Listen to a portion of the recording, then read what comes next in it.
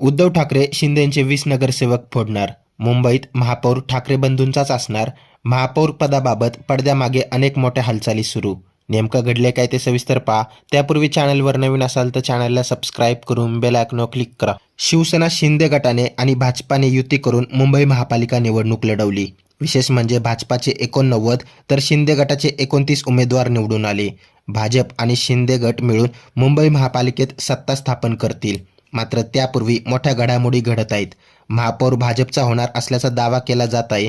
याच दरम्यान एकनाथ शिंदे यांनी मोठी अट ठेवल्याची माहिती मिळते. शिवसेना शिंदे गट 2.5 वर्ष आणि भाजपा 2.5 वर्ष असे महापौर पद द्यावे अशी मागणी एकनाथ शिंदेंच्या शिवसेनेकडून केली जात आहे.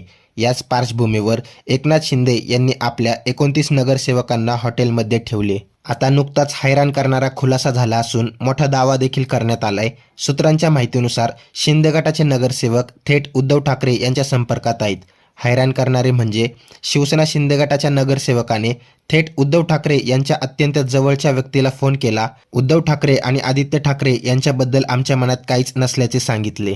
आजही आम्ही त्यांना मानतो असे त्यांनी स्पष्ट शब्दात सांगितले. याच दरम्यान उद्धव ठाकरे यांनी म्हटले होते की जर देवाची इच्छा असेल तर महापौर हा आमचाच होईल.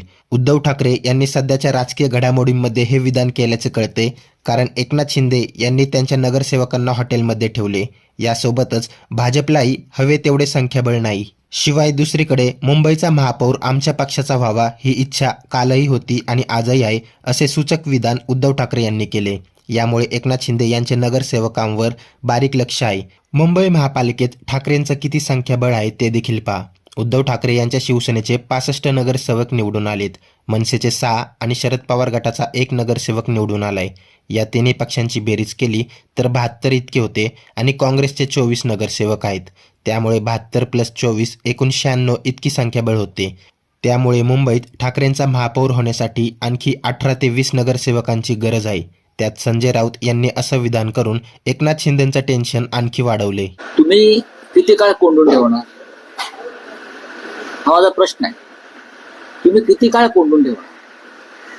जे नगरसेवक तुमचे आहेत ते मूळचे शिवसेनेचेच आहेत आणि त्यांना सुद्धा मनामध्ये आमच्यापर्यंत जे संदेश येत आहेत त्यांच्या मनामध्ये सुद्धा मराठी अस्मितेची ज्योत किंवा मशाल ही धगधगते आहे.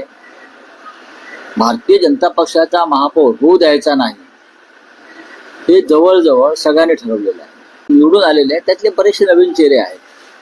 ते मूळचे शिवसैनिकच आहेत. ते मूळचे शिवसैनिकच आहेत. आणि जो शिवसैनिक असतो त्याच्या मनामध्ये मुंबईच्या संदर्भात एक वेगळी भावना आहे. त्याच्यामुळे भारतीय जनता पक्षाचा महापौर होऊन देऊ नये असं एक सगळ्यांच्या मनामध्ये एक विचार आहे असं आमच्या लक्षात आलेलं आहे.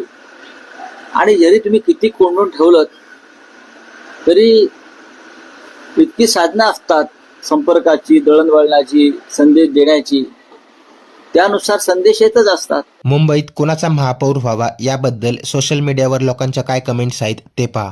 संपर्क करू नका, पळवून आणा, खरंच असं व्हायला पाहिजे. शिंदे साहेब, गद्दारीचा शिक्का पुसायचा असेल तर मराठी माणसांसाठी उद्धव ठाकरे यांना पाठिंबा द्या. ठाकरेचे नगरसेवक खुलेआम फिरत आहेत शिंदेचे हॉटेलमध्ये कोंडून. ही आहे ठाकरेची ताकद.